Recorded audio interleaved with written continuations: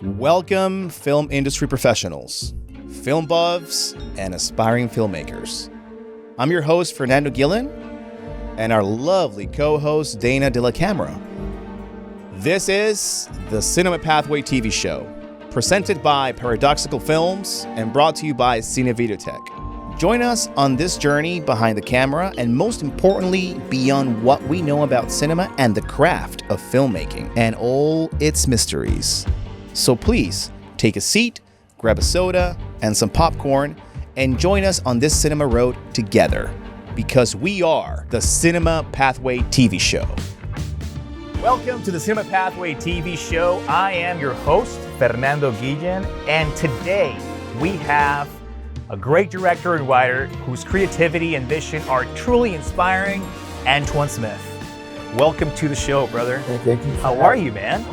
Good. An award-winning director and writer, Smith has emerged as a bold storyteller whose work captures the heart of culture, community, and resilience. With a career spanning from guerrilla-style music videos to critically acclaimed feature films, Smith's journey is marked by relentless creativity, a deep-rooted passion for storytelling, and a vision that refuses to be confined. His ability to craft narratives that not only entertain but also uplift and represent undeserved voices has earned him a well-deserved reputation as one of the most promising and dynamic talents in independent film today. Born and raised in Miami, a city known for its cultural vibrancy and raw urban energy, Smith draws much of his artistic inspiration from his environment. His stories often reflect the struggles and triumphs of everyday people, brought to life through compelling characters and emotionally grounded plots. This commitment to realism and representation has garnered Smith both critical acclaim and a loyal audience. His work has been spotlighted by major outlets such as Hip Hop Weekly,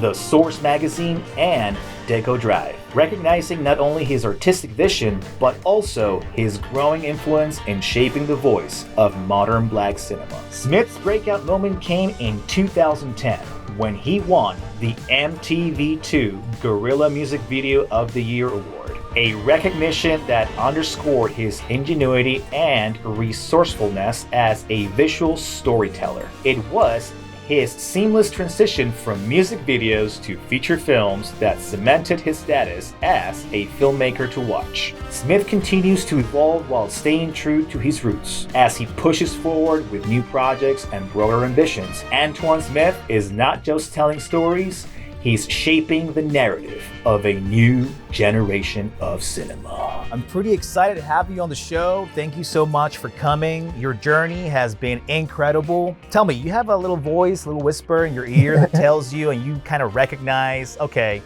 this is my path, this is my journey. Tell us all about you. How did it start? Basically, my love for film go back as far as late 70s, early 80s when I was just a little boy. My parents, my father, like I said, my father, my mom, they loved going to the movies. Even as a 4-year-old, 5-year-old kid, I find myself in R-rated Richard Pryor movies and loving every minute of it.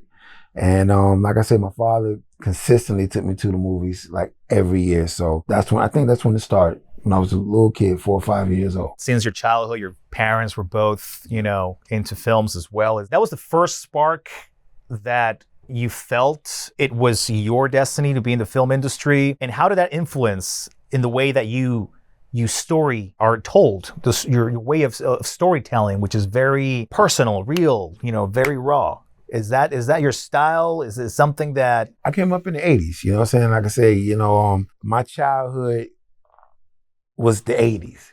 I started becoming a man in the 90s, but my childhood was the 80s. So I grew up in the Freddy and Jason horror flick era. I grew up in the Porky's era, the Revenge of the Nerds era, sex, violence, everything about all the movies, Aliens, Terminator, all these movies. Aliens, dude, I'm a James Cameron's film. Right. Absolutely. No, I got you. Yeah, so Predator? Predator. Yeah, absolutely. One of my favorites. But these are genre of films that I came up in. So you just kind of take all those films, put them in a gumbo. The result going to be one thing. I'm going to be into dramatic, suspenseful type movies. And I think that shaped me not only want to be a filmmaker, but the type of films I want to tell. Is that era of film, they still inspire you today to write your stories, to tell your stories? Or is there something in the recent decade that has changed or influenced in a new way the way that you tell your stories? Around the mid-90s, you start getting this new wave of filmmakers. You got Tarantino that came out in the early 90s, Yes. Robert Rodriguez. And then around 97, 96, 97, you got filmmakers like Paul Thomas Anderson Absolutely. that came out, Boogie Nights, Magnolia, films like that came out in the late 90s. And the style of films, the way I want to shoot my films, and the stories I want to tell, the change or the shift happened around the Paul Thomas Anderson era, maybe around 97 with Boogie Nights. I started wanting to tell movies like that. You know, Boogie Nights isn't a Terminator movie, isn't Porky's, isn't Aliens. It's just telling the lives of these people that live in the valley, you know, California Valley. And I was like, you know what? I like these stories. And then Paul Thomas Anderson comes out with Magnolia in like 1999.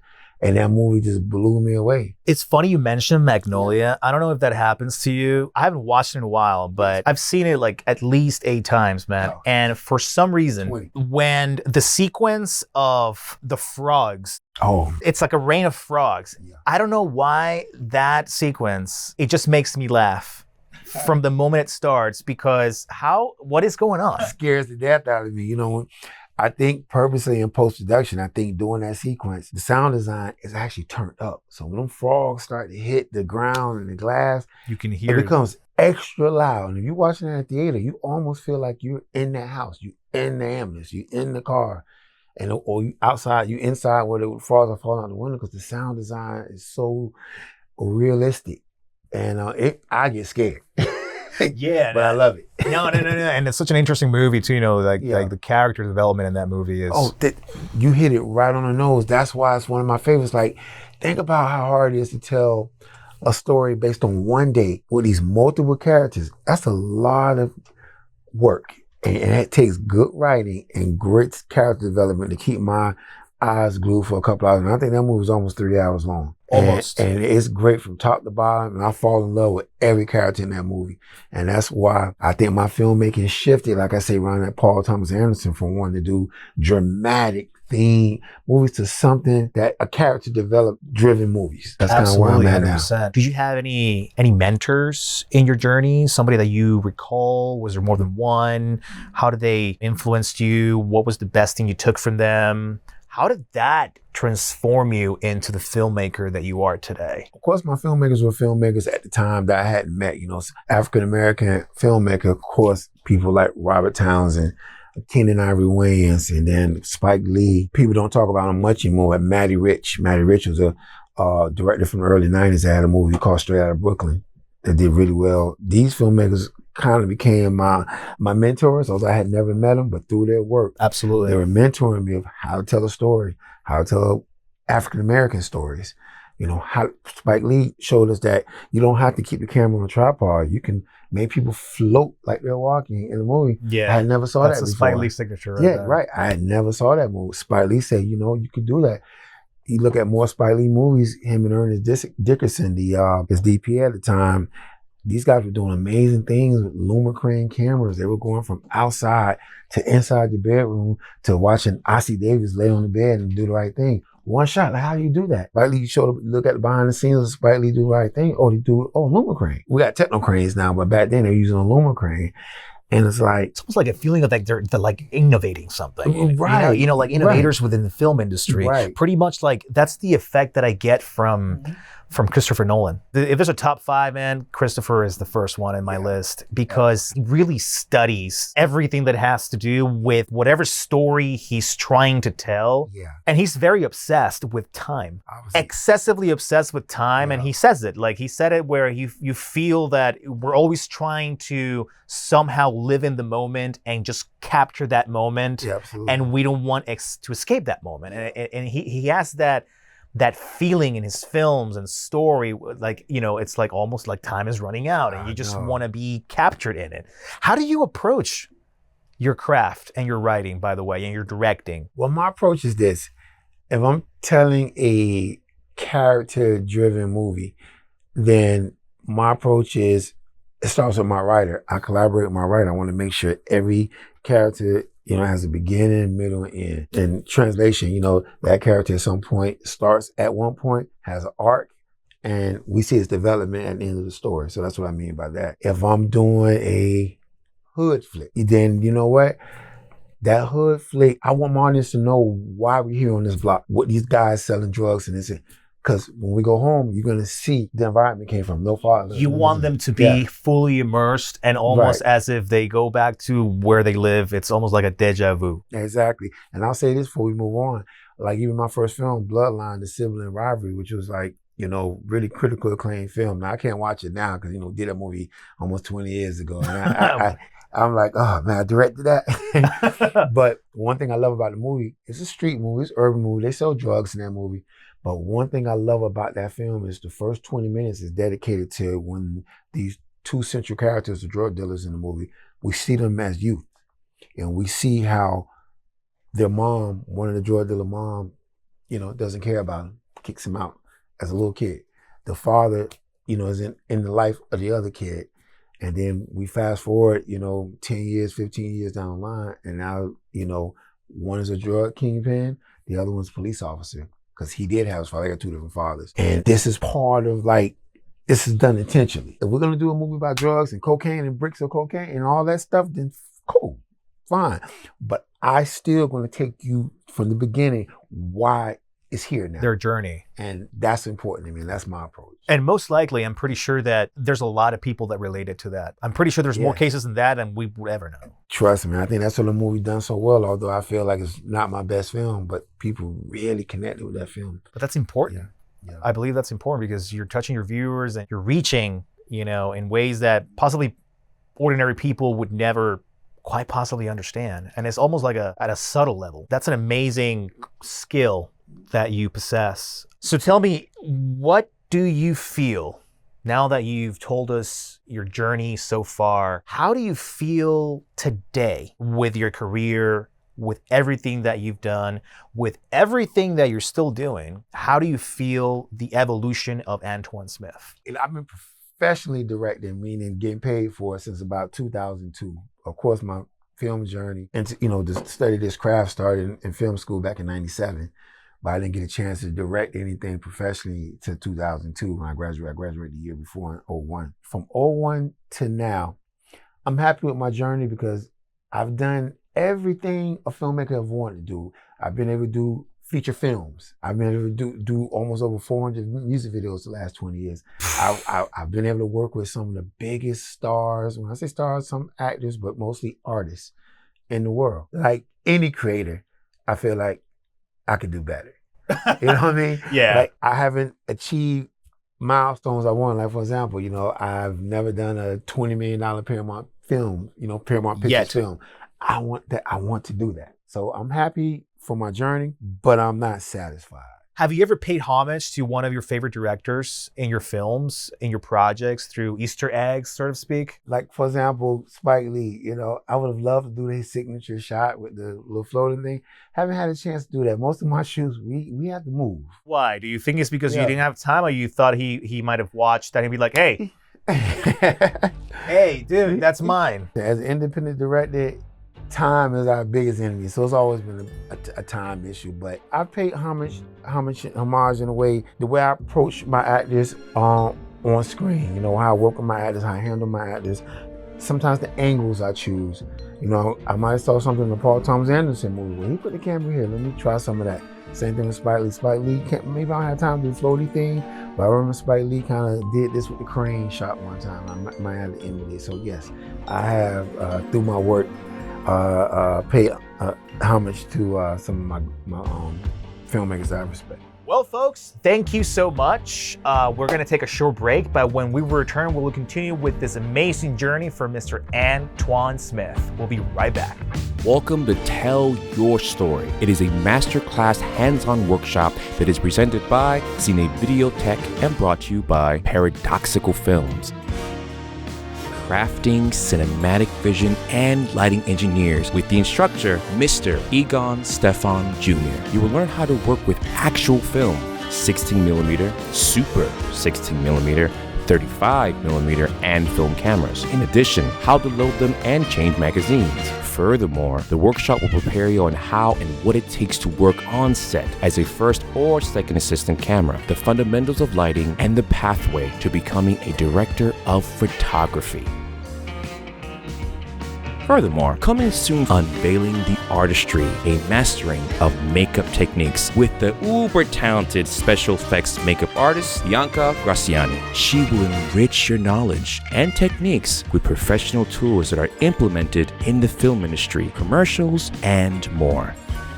For information about the classes and updates, everything will be posted on our website at www.paradoxicalfilms.com/tell-your-story.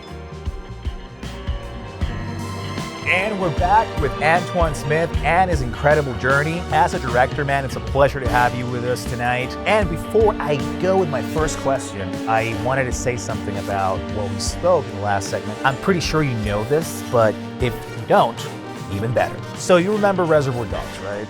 Absolutely. The diamonds. We stole the diamonds. And you remember that in Pulp Fiction, Marcellus Wallace's briefcase, they never show what's in the briefcase. And you could see that it's a shiny gold thing. So there's this theory because in Reservoir Dogs, one of the characters, his last name was Vega. So there's this theory that that character from Reservoir Dogs was a family member of Vincent Vega in Pulp Fiction. And in Pulp Fiction, when they introduce Vincent and Jules, Vincent is talking about the Royale with cheese and how things are in Amsterdam because he spent 3 years living in Amsterdam. So there's this theory that the diamonds that they stole in Reservoir Dogs belong, or they sold, like somehow Marcellus Wallace got a hold of them, and that's what's in the briefcase. That's a good point. I never thought about it. Yeah, Yeah. They said that those supposed to be brothers, the Vega characters. Yeah. Those have been brothers, the Vega brothers. It was going to be, I think it was a rumor, but the fans were calling for a Vega brothers movie. No shit. During that time, but one of the guys' dad just died. I forgot his name. Michael Madsen. Michael Madsen, excuse me, Michael. Rest in peace, brother. But yeah. Yeah. How did that transition going from music videos to feature films happened? Yeah, well, through my music video, I had only been directing, like I said, I've been directing professionally since 2002 after I graduated film school. And I got the offer to do Bloodline in maybe late 2003. We didn't shoot in 2003, but the offer came to me. And I only had done a handful of music videos at the time. But a colleague of mine named Fence, he runs a recording studio called Audio Vision Studios in North Miami. He had this idea for this film, Bloodline. Now, he either came to me because he wanted to give me a shot, or he came to me because I'm probably the only one he can afford to hire to make this movie. Questions. Because I came with my crew, gear, I had the plugs, I had the connections to do a feature film. And you had the for motivation. A good price. Yeah, that too. And I had my favorite. So either he came to me for the favors or he really saw something in me. And I like to think he saw something in me, aside from our friendship. He gave me this opportunity to direct Bloodline. And when somebody offers you to do a movie, although that's what you went to film school with, that's what you dream about at night, directing a movie, when somebody actually say you could do one, fear totally hits you, because now you're like, oh my God, now I'm going to be in a room full of people wanting me to lead them. How did you feel? Terrified? I would love to say, oh, I was happy, I was ready. I wasn't. It was fear. It was, I can't think of another word for fear, but it was fear disguised as excitement. Yeah, exactly. At the time, I direct music videos for a living. So it's like, you know what, look, this movie is just going to be a 10-day music video. Every day I get to shoot another part of the music video. That's how you start psyching yourself out and calming yourself down. But the transition was almost seamless, because music videos, you do scenes. It's acting, you get your wide, you get your close. And over on the movie side, it's the same thing. You get your wide, you get your close, but the only difference is you're really working on character development with your acting. On the music video, you just tell the artist what to do. Hey, stand in the corner and give me a couple of these. Now you're communicating. Right. And I think that was a skill. The skill meaning communicating with your actors. That's something I didn't master until way down the line. So I would love to say I knew what I was doing, communicate with my actors on my first film, Bloodline, but that skill didn't really come to way down the line. So, but other than that, I think the transition was smooth, and I was ready for it, so to speak. So you pretty much just riding that wave, man. Yeah, and just learning as you go. That's just what it is, kind of learning as you go. I think any great filmmaker, I think, went through that. I don't think Steven Spielberg was Steven Spielberg on his first film. I think he almost got fired from Jaws. Think about that. Steven Spielberg almost getting fired. I wonder why. You know what I mean? So think about the growing up, the maturing, and the leader he had to become to finish that movie Jaws, over budget and all the things they were going through with the mechanicalization of the shark, for him to overcome that and become who he is 50 years later. So, and I think that's what I went through. And I'm not Steven Spielberg yet, but I'm still. You never stopped learning, man. Yeah. Probably you must have definitely had experiences with talents that were good and bad. Oh, absolutely. You must have probably had some really good crews, maybe yes. some problematic crews. I mean, nothing's perfect, especially in a film set. Yeah, absolutely. Where there's so many moving components and you have to control and delegate and make sure that whoever you're delegating to does the job correctly. And it's so interesting that you say that, because I have encountered that myself. I'm not a Right. Marlon Brando, but I have encountered, both in theater and film, working with directors. Well, here's the thing also, like in theater, the actor controls everything. In reality, that's once the show starts, it's just the actor is really who controls everything. But in film, the director is the one who controls everything. An actor should at least take workshops that are related to film, so like what their world is like, what you're working with, how to communicate with a DP or a cinematographer. Or like if they're talking about lenses, you know exactly what that lens does. And like the same thing goes for the director. I feel that they should, take an acting class, like expose themselves to that, and so they can learn how to communicate. You know what I mean? I don't know if that makes sense. No, it does. I mean, it makes sense to me, but it really does. And you and I had talked about this off camera. I agree. Like, actors should definitely find a way to learn more about the camera. We'll learn more about angles and lenses. And when that close-up lens go on the camera, it's a different level of acting that should happen on that particular millimeter lens than as opposed to what's going to happen in that wide shot. They need to know that. And as far as directors kind of like taking an acting class, I'm going to tell you something. I always thought that was a great idea. And I think I haven't done it, but what I've done before each movie I've done, well, I'm the director, so I have to go anyway, but I sit through all my rehearsals. We have rehearsal period before I do these movies. So, and sometimes we have an acting coach. If the money is there, we'll have an acting coach come work with some of these new actors that's on screen for the first time. I thought acting coaches just kind of like, all right, this is a script. All right, I'm going to show you how to act the script. No, the acting coaches would be like, hey, you sit in this chair, We're going to do an exercise. We're going to do this. We're going to play with these blocks. So you're going to ask him about his childhood from 20 years ago, and then you're going to tell how you feel. And I was wondering why we're not just doing the script? Why we're not just acting? And I think what these coaches try to do is they try to put these actors into the character. Like they'll try to help these actors find a connection to their characters by using some of their childhood stories. You know what it is? Yeah. Is that the big, the most difficult, my coach used to call it dragon as like a final boss, right? The most difficult dragon, dude, for an actor is to get out of your head. And I believe that the reason for those exercises is for that, because when you're in an acting class, hey, it's an acting class, right? But then you are in a context where if you got 20 people and you got a boom, you got the gaffer and the camera and the light, and there's so many distractions, and and you're constantly thinking like, in the blocking, and there's a lot of things happening in your mind. So it's kind of like a way of just getting out of your head. It's a beautiful craft, very complex, man. It's a very interesting craft of self-discovery and knowing, what your limits are and what you're capable of, and where it's an amazing journey. I wanted to, speaking of journeys, you were talking about all those, the journeys, the transition from music videos to feature films. How did it feel, man? It must have been, I want you to take the audience when that moment happened, when you got nominated 3 times for, those films that were distributed. Right. Like you had those publications in Hip Hop Weekly, Miami Deco, the Source magazine, You won on MTV Guerilla Music Award in 2010. It's been 15 years since that happened. How was that experience? You know, you woke up like any other day, you were having your coffee, you got the call, or somebody knocked on your door, you were not expecting that call, probably watching a movie, or were you on a date? Like, what was happening? Were you cooking your favorite meal? Were you just chilling? Like, what was going on? I had a co-director on that music video, Spiff TV. Spiff went on to work with Rick Ross back in the late 09s and early 2010s. And he called me and said that MTV was going to give us this award for a video called Mafia Music for Rick Ross, featuring Chrisette Michelle. And remember, this is MTV. I'm just a local guy from around the way. Not me. I'm never gonna win an MTV award. Like, that's for those guys. I'm the other guy.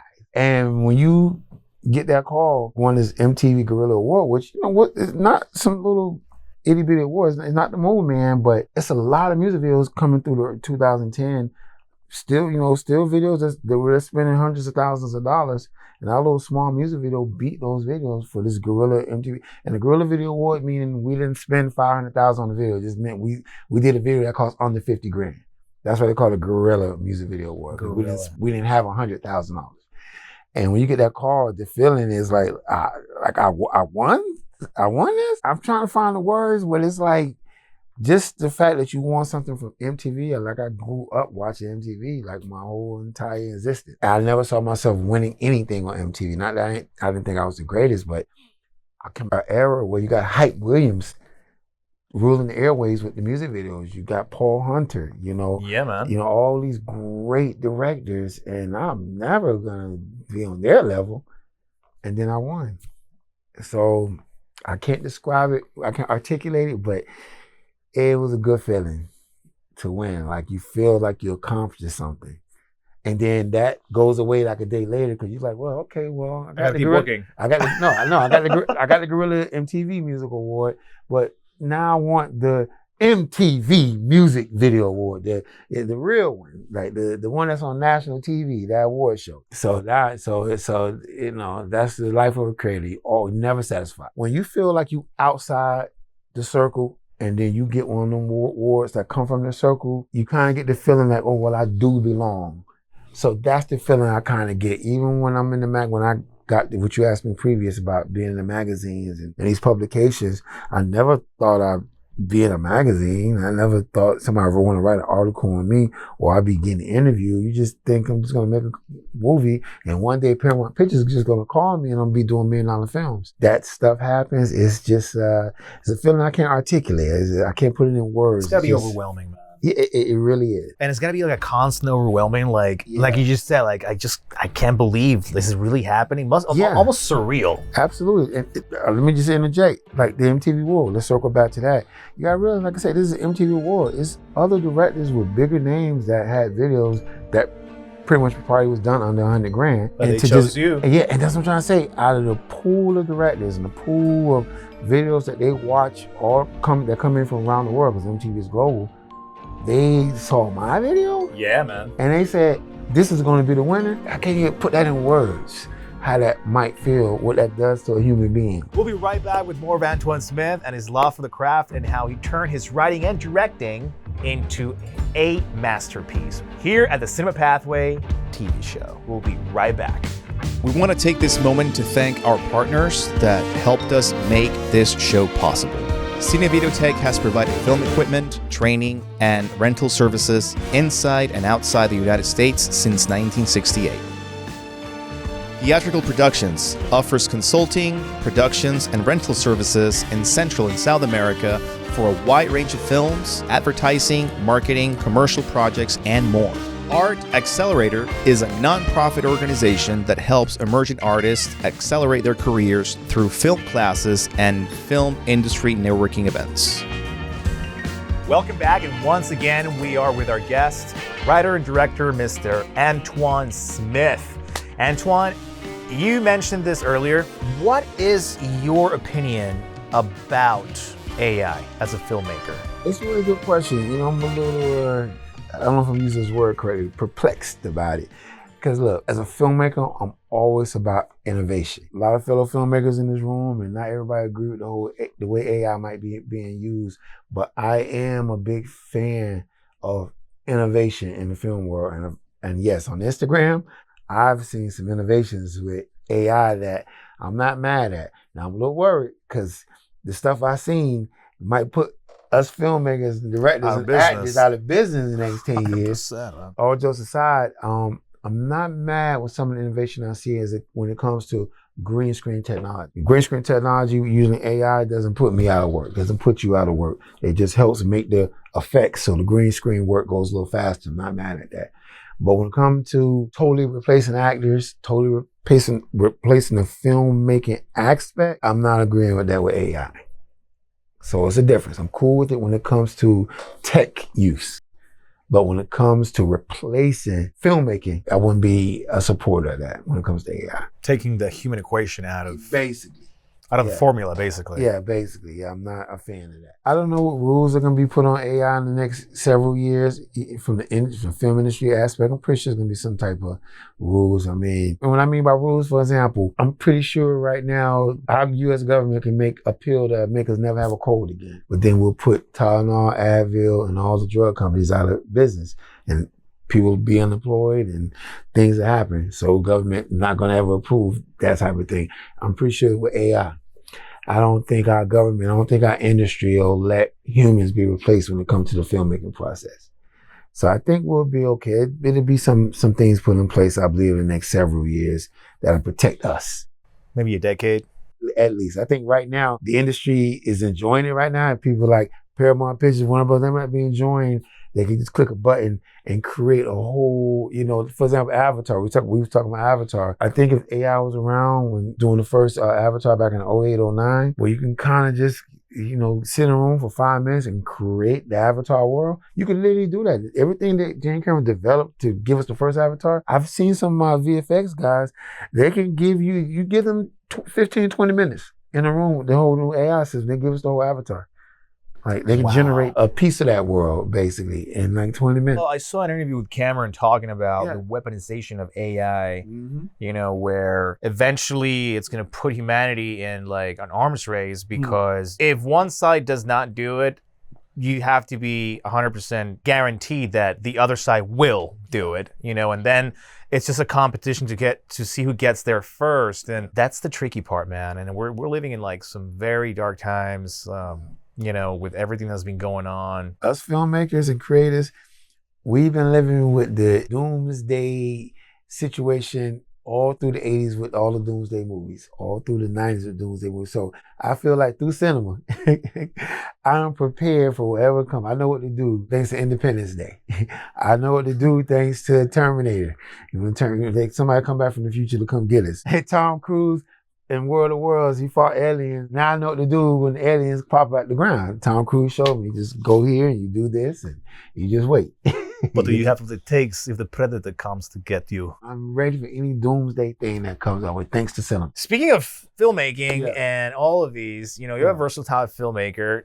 Apparently, I heard you have a show on Tubi, called Tricks, I Got My Pots. Yeah, show for Trick Daddy. Yeah, it is a Steve show with Chucky Trick Daddy. Yeah. And he's having like fun, he's expressing his love for cooking, and he's having fun talking and interviewing, artists, entrepreneurs, etc. Yeah. How did you come with that idea? Actually, the idea was from Trick Daddy. Aside from his successful rap career, he's done spanned nearly 30 years. Trick's first single or featured single he was on came out in 1996 with Luke, and he's still here in 2025, 29 years later, top of his game. Even on the TV side, Trick used to always put out videos on his YouTube page of him just cooking little dishes. It'd be him with his hands. You don't see his face, but he's just frying chicken or washing chicken, frying it, and these things will get.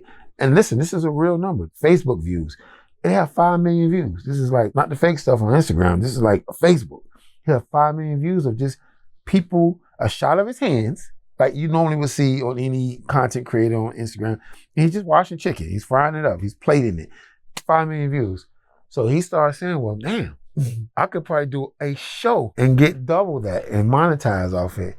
And that's how the show came about. Man, and you know what? It makes total sense. Yeah. Because who doesn't like food? Thank you. But on top of that, every time I go on YouTube because I'm looking for a recipe, every single channel that I see that has the same recipe and like 200 different ways of cooking the same chicken breast. Dude, when you look at the videos, like the views of each video, there's a minimum of like 500,000 views up to five. And when you click on it, it's not a super budget production. It's not like a major studio. Just like this nice old lady in her kitchen, right? Oh, this dude that was just like, hey, we're gonna teach you how to cook a chicken breast. And like, you know, and the shots all weird and the editing is really rough, you know, but the food looks good. That's genius. And he probably didn't realize it until he did. We taped our first episode January of 2022. And here it is, almost about to be January 2026. So we're about 4 years in, three and a half seasons in right now. The show, it does well. You know, I'm a co-producer on it and I direct the show. We're the only real game in town when it comes to the hip hop artists cooking recipes on camera podcast. I think we cornered that market. I feel the show could be much bigger. No, we're working that out. But right now, we're having a great time. On that note, what's the best meal you guys had in that show? The ones I can remember, I'm gonna tell you something. And I'm a foodie guy, and I love fried food. I would love to work in that show. Yeah, listen, I think the best dish I had, I think Trick had fried some pork chops. Just some pork chops. But the way he preps those pork chops, not just dip them in the stuff to the batter, and he seasons the type of way and temperature, cook that a different way. And then I think he cooked some shrimp fried rice with it. Oh my God. And man, it was delicious. So that's the one dish I remember. The shrimp fried rice with the fried pork chop, and it was crispy. I mean, oh my gosh, I'm hungry right now. Truly good cook. He's just not a rapper that's just pretending to do a few dishes as, you know, his mom or grandma taught him decades ago. Trick has a real passion for food. So if you guys haven't tuned into the show, you can catch it on old episodes on Tubi. And you catch it on YouTube every month. And you also went to the Urban Film Festival in 2025. You made an appearance promoting your upcoming projects, right? How was that experience? What was it like? Yeah. Actually, I went this year, 2025, participated in a panel with director Deon Taylor, who directed the film The Intruder that had Dennis Quaid in it and Making Good. Probably about a year ago, I did 23 or 2024, we premiered Cuzo. A film that I did for a 60 grand budget. And the movie, you know, today's made quadruple that. Feature, right? Yeah, it's a feature film, about an hour and 21 minutes long. The film did really well, and I think, once again, it's a film that connected because it's a small movie, but we treated it like we had $10 million. It's shot beautifully. The acting was great. We got a veteran actor in there, Glenn Plummer. You know, Glenn Plummer was in Showgirls. Glenn Plummer, a good friend of mine, great actor. We had him in there. We had Dennis L.A. White in there. Dennis L.A. White played in one of the biopics for the Notorious B.I.G., the rapper that passed away. Biggie Smalls. Biggie Smalls. He played in a lot of TV shows as well. Dennis, we had him in there, and then we kind of put him around some up and coming actors from Miami, and the movie really was great. And we tell a good character-driven story. Those are the best, man. Even if they're small budget, you know. I'm working on this film on Vendetta with Bob Marley's son, Monty Marley. We have a film called Vendetta. We renamed it. It's called Vendetta / Necessary Badness. And this movie has legs. It's definitely going to be a part 2 and part 3. And we're looking for that film to come out sometime next year. On your career, what was the worst advice you ever got? As far as film go or just life? I would say, let's just do both. I think in film, maybe the worst advice I've got in general was make movies that cater to Hollywood, that cater to the studio. Yeah. And I just think that's a bad idea. I don't want to make popcorn movies just to make $100 million for the studio. I want to make Requiem for a Dream. I want to make Magnolia. I want to make Reservoir Dogs. I want to make those type of movies. And in life, I think some bad advice might have been just, I don't think you should be doing that. You should be doing something else. And what I mean by that, not that somebody didn't think I was a good filmmaker, but somebody was like, well, you're not making a lot of money doing that. You should probably go work at the post office. Yeah, I've gotten that life advice from dude, that's the worst. That's like, it's the classic, like in my case, like, so what do? I'm an actor. What show have you done? Dude, it's like, no. I don't know why. Follow your dreams and listen, even if it take you to 55 years old to make it, the point is you did. Absolutely. You know, the point is you did. And I'm not a wealthy guy in the sense that I don't have millions of dollars in my bank account, but I'm a wealthy guy. I get to wake up every day. I get to go do what I love to do, direct. Hey, I just got here this morning to be able to do this show from filming in New York City. You know, Didn't have to pay anything. I just go out there and work, come home, and I'm here. Thank you, brother. We really appreciate you. We're having a great time, man. Where do you find your inspiration besides films? And Music. Music. Like I said, I came up. You got to realize the era I came up in. I came up at the turn of hip hop in the early 80s. 100%. Yeah, hip hop. Right. You know. And then the 90s hit. You know, where I am 15 years old, you know, 93, 92, 93. And Tribe Called Quest is telling a story. Public Enemy is telling a story about black consciousness. Then you got Snoop Dogg and Dr. Dre telling the West Coast stories. So I came up where I didn't read the newspaper at the majors, but I was getting everything I need to know about the world through these artists. Total revolution, man. And on top of that, you know, not only in like the music in general, but like you said, it was also like the action hero era, you know, like all the movies that you just mentioned. In that era, just as a 10-year-old kid, 11-year-old kid. And then, like I say, then it's followed by the 90s. How can you not be a filmmaker after that, after those two eras, those 2 decades? That was also the era where, you know, they gave us Pulp Fiction. Oh, thank you. That's what I'm trying to say. Pulp Fiction, man. Like that was, I actually saw it a couple of weeks ago after years. Yeah. Dude, what a great movie. And just speaking on Pulp Fiction, like I say, films that inspired me so much, just take his first film, Reservoir Dogs. I mean, Reservoir Dogs happens 95% in a little warehouse location. That's why when I got to do, and Reservoir Dogs came out in 91, you know, like I said, I got to do my first film about a year and a half, 2 years after I graduated film school in 01. And the first thing I was thinking about, like, dang, okay, we're going to glorify the drugs and cocaine and this and that. How do we get here? And one of my inspirations was thinking about, like, dang, well, Quentin Tarantino told a whole character-driven story of these guys just in a warehouse dealing with each other. So how can we take it from the beginning and show origin story? And I think Bloodline, I respect it. It's my first film. And I'm now just understanding why people connect with it. It wasn't because of the glorification of drugs and the murder. It's because the first 20 minutes of that film, everybody, at least from where I come from, they identified with those two boys. You know, one boy has his father, but his mom hates him. First person doesn't have his father, but his mom, but the mom doesn't like him. And it makes it real. And trust me, where I come from, those households that's real life. Even if somebody cannot identify with what they do for a living, just the relationship and the way that they were raised and the family dynamics, man, there's so many people that could relate to things like that. And I think that's important. That's absolutely important. And before we take a short break, one last thing. What do you think the future of filmmaking looks like? Aside from the tech aspect of it, with AI coming in and able to do things cheaper now, green screen, you're going to start seeing a lot more sci-fi movies. You're going to start seeing a lot more movies with VFX driven. But I'm hoping that we start to kind of get back to character-driven movies. And I think Christopher Nolan shined the light like, look, you don't have to do Marvel movies to tell a great story. The last 3 or 4 Christopher Nolan movies, like even take the Batman movie. I don't even look at the Batman movie as a DC Comics movie. It's a movie. This guy knows. Yeah, his approach, he's not comic booking the situation. He's telling a real character-driven story. Go look at the first Batman that he did, the first one that Nolan did. He takes us the whole origin thing. And then even the one with Bane, when we spend probably half the movie with Bruce Wayne underground trying to get back above ground. How can you not root for that type of storytelling, even in a comic book movie? Absolutely. I hope we get to that. I'm gonna tell you a joke. I said that I would never get an award in this business. I said that I'm the other guys, never in the circle with those guys. And it happened. So I'm gonna say, for good luck, I'm probably never gonna direct a Marvel movie or a Batman movie, and then let's see what happens. Oh my God. In Antwan, we trust. Yeah. We'll be right back with more of Antwan Smith. We'll be right back. Cinema Pathway TV, we are committed to bring value to you and our film community as we explore the craft of filmmaking around the world.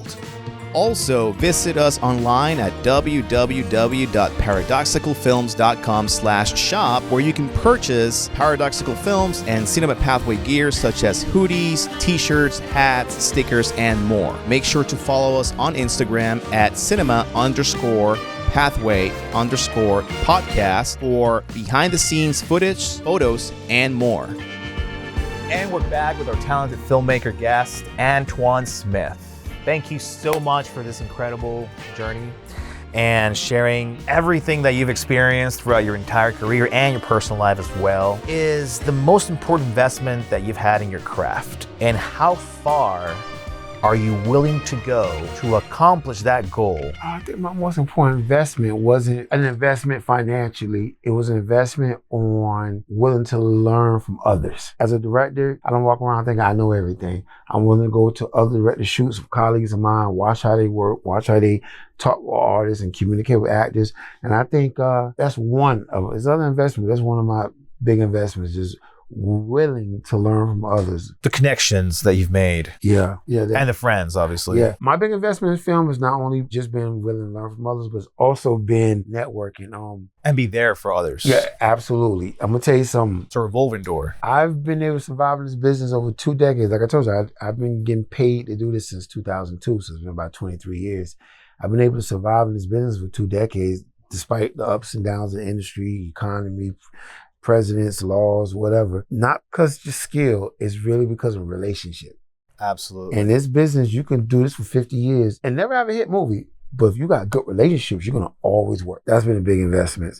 Personal relationships. Personal relationship. I believe it, man. And with everything that's been going on in today's world, now you mentioned that, with old politics, economy, etc. What has helped your creativity in terms of storytelling? You said something earlier about new filmmakers. When they first come out, they just care about the lens, the look, and the angles. I think over the last 20 plus years, I've started to care more about the script, the material. I believe it starts there first. Doesn't have to be a perfect script, but we gotta still have some strong roots in the ground before we start filming. And so paying attention to the story, which starts with the script. And then second and lastly, building trust with my actors. When I first started doing feature films back in my early music video days, that's how I approach filmmaking and approach my talent on movie sets. Like, stand in the corner, do this, we're gonna get a wide, we're gonna get a close, and just do what's on the paper. I don't hang out with my lead actor. I'll have conversations. I'll ask about his family. I'll read with my actor and stuff. Just invest personal time to build that trust to get the best performance. So I think those are some of the things that help me evolve as a director and make my projects go to the next level. That's awesome, because you build that relationship, that you build that rapport. It doesn't feel like it's work even. Mm-hmm. You must be a great director to work with, man. What would be an actor you would like to work with? I would love to work with a Leonardo DiCaprio. I would love to work with Al Pacino. And one actor, and there's many more I would love to work with, but if I had to work with one of the actors from the new school, the new generation of actors, it would be Denzel Washington's son. Yeah, David Washington, John David Washington. John David Washington, excuse me, thank you. I would love to work He's phenomenal, with isn't him. he? You saw Tenet? Of course you did. But you gotta see the other movie he did. Of course, can't think of the name now, but the black and white movie he did. That's a character-driven movie. Black and white came on Netflix a few years back. Something Mary and something that he did. And it's a character-driven movie. Just him and his girl. It's about him and his girl in their apartment all day long. And they're going through relationship-wise. Great movie, well written, well directed. He's really good. I would love to work with him. I got this idea in my head. I'm saying it so it's at least documented. His dad did More Better Blues. And at the end of the movie, he has a son, Miles. What if we now, that movie came out in 1990. What if we now, 35 years later, pick up the story with Denzel's real son that's now a grown man. Wow. And he's a trumpet player. He's going through his trials and tribulations. And now his dad, Denzel, is trying to teach him what not to do. Hey, man. Listen, you never know. More Better Blues could be a great sequel to that and put that together. I'm going to say this so I can't win it. I'm never going to win an Oscar. Never going to win the Golden Globe. Everything that you've directed, everything that you've written, what's the one story the one project that people most remember most of the time? I've done bigger and better movies, but everybody seems to remember the most from my first film, Bloodline. That movie, I just don't know how and why. I mean, I guess I know, but I don't know. That movie really connected and resonated with a whole community, not just a neighborhood, but like a whole community of people. And that's mostly what I'm known for is my Bloodline film. And like I said, I understand why. You know, these characters, they fell in love with these characters, even though one was good, one was bad. They rooted for both. Now, as far as the directing aspect, you know, to be able to kind of evoke emotion or get a reaction out of somebody just by the way you set the camera, a particular lens you put on. I was saying to you earlier about the way I position lights and maybe hit your face a certain different way with the lighting can create an emotion for the audience. You know, who knows, even for myself.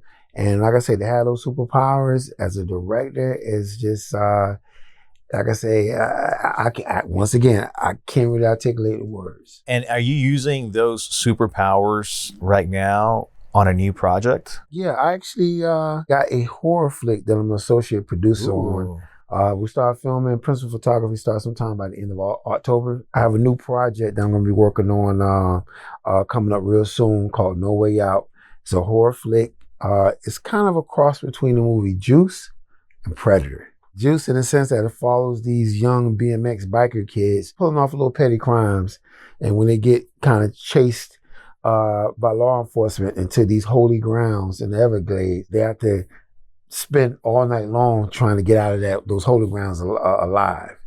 And this thing about the monster in this movie, you don't see it. The monster's invisible. Sort of like Predator. And think of the movie Predator where they're in the jungle trying to survive with these kids in the Everglades doing the same thing. Man, that's not a good... So you got an invisible monster and on the Everglades. Absolutely. So if you don't get killed by the monster, you get busted. If you don't get busted, you get eaten by the alligators. All the mosquitoes will get you. Sounds like a total fucking nightmare. And the film right now, we've casted Mekhi Phifer. We're in talks with Joseph Sikora, who plays Tommy in the Power series. We've been talking with him about coming on board. So that's what I'm working on next. And in 2026, I'm looking to get back into the director chair for some projects I got in development. With all your experience over the years in the film industry, music videos, an incredible journey that you've had, no questions, what would be your best advice for the new generation of upcoming filmmakers, writers? I'll start with this saying that I've been saying for 2.5 decades. Who you know will get you in. What you know will keep you in. That's a phrase I've been saying for years. Even when I directed in master classes at some festivals every year, I was given that phrase. Who you know will get you in, but what you know will keep you in. In this business, it's important to be passionate about the filmmaking aspect. Whether you just a gaffer, you just a cinematographer, you just a sound guy. I would say, number one, be passionate about the role you're going to play in the film business. That's for you can't just be in this and not love what you do. Absolutely. Number two, get better at your position too. That's very important. And then I would say number three, just always be trying to create. And then lastly, and it's the big one right here, build relationships, aka personal relationships. You can keep you in this business for 50 years. You never have to have a hit movie and a hit music video.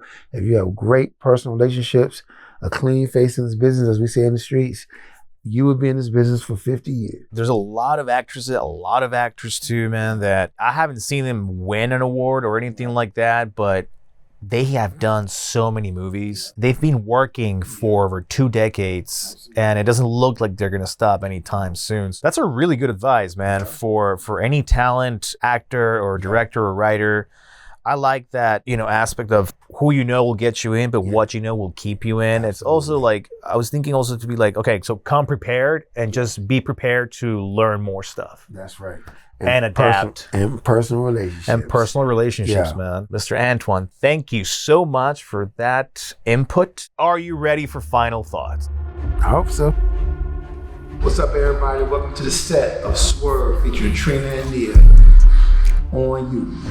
Basically at a plush house in Fort Lauderdale, beautiful day. Got my team working, my producer Kevin Spence on deck, and we setting up right now, waiting for Trina and Swerve to arrive in here. And we want you to ride with us today. We got some beautiful scenes on deck, some beautifully scenes written by myself, of course. So just stay tuned. You're gonna see a few things today. Big shout out to my boy Flo.